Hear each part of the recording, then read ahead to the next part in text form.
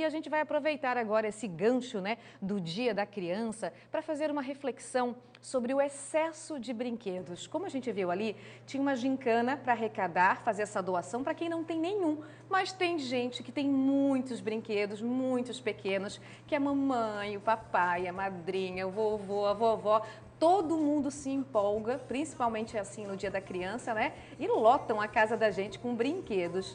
E para brincar, a criança não precisa de muita coisa. E a gente vai conversar sobre esse assunto agora com a educadora Ana Paula França, que já está aqui com a gente. Tudo bem? Seja bem-vinda. Tudo bem, Flávia? Obrigada.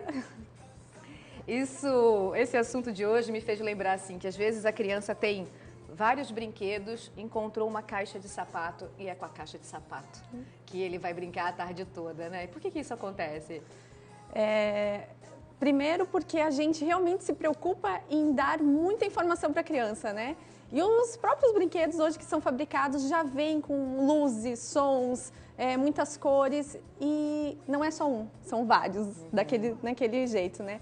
Aquilo ali realmente sobrecarrega a criança que precisa processar todas aquelas informações e aí ela se frustra, fica entediada muito rapidamente e aquela caixa de sapato ou aquele pote, aquela colher que a própria mãe está manuseando se torna mais interessante. Ah, que bacana. E o que a gente pode fazer? A gente orienta a nossa rede de apoio, a vovó, a madrinha, faz um combinado assim, porque às vezes é difícil mesmo, né? Eles ganham muitos presentes. Na verdade, o que o pai e a mãe dentro de casa precisam administrar? Para não sobrecarregar a criança e ela não se entediar, apresenta de 2 a 3 brinquedos por vez. Aí separa aquele cantinho, deixa a criança em segurança, ela enjoou daquilo, você já tem mais opções para dar para ela. Dá certo, então, por exemplo, a mamãe que está em casa agora, tem a criançada com muitos brinquedos, né? Guardar por um tempo, deixa ali brincando com 1 ou 2. Daqui a um mês ela vai lá e mostra o brinquedo de volta.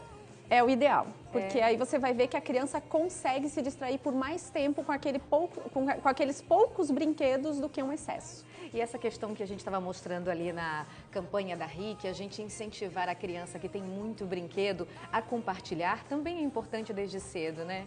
Com certeza, a gente mostra tudo através do exemplo, né? E a dividir, compartilhar, até fazer a criança participar dessa questão de doar o brinquedo é muito importante. Quando a gente fala de brincadeira, a criança ela deve brincar sozinha, com o papai e com a mamãe. Quais as vantagens, assim, primeiro de brincar com o pai e com a mãe? Ambos são muito importantes, apesar de que muitos pais têm a ideia de que eles precisam estar entretendo os filhos 24 horas. E não é assim, a criança ela precisa ter aquele momento especial com o pai e com a mãe, que ela vai aprender habilidades de vida muito importantes, principalmente em relação à autoconfiança e a modelar determinados comportamentos, porque é através da brincadeira que a gente consegue ensinar isso, é através da brincadeira que a criança pode expor algum tipo de sentimento ou se curar mesmo de algum sentimento. E então esse momento é muito especial e necessário. Só que a criança também precisa do tempo dela sozinha. Por quê? Porque ela consegue ter a imaginação dela, criar sozinha, resolver problemas sozinha. Então, é muito importante que as duas coisas sejam feitas. Criança brincando com pai e mãe é mais fácil, né? Pelo menos lá em casa o que eles mais querem é brincar com a gente. Mas e como que a gente faz para incentivar aquela criança que não brinca sozinha? Como que a gente pode partir por uma explicação? Bom, primeiro a gente tem que alinhar a expectativa com a realidade, né? Quando a gente fala em bebês, a gente precisa sim incentivar, mas nós temos que também pensar que nenhum bebê vai ficar 20 minutos ou 1 hora brincando sozinho.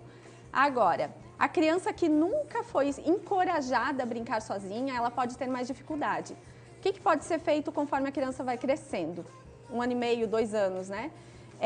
Colocar isso como rotina da casa, ela ter um momento que é só dela. E aí, quando a criança conseguir ficar distraída por um tempo, seja 2 minutos ou 5, o pai e a mãe mostrarem que estão felizes com aquilo. Por quê? A criança percebe que o pai e a mãe ficou feliz, ela com certeza vai querer repetir. E percebe que mesmo a gente não brincando junto, a gente não está distante, né? Está ali de olho, está participando, né? Exatamente. E aí a criança conforme ela vai sendo encorajada, ela também vai aumentando esse tempo. Que bacana, obrigada pela participação hoje aqui no Ver Mais. Obrigada a você, Flávia.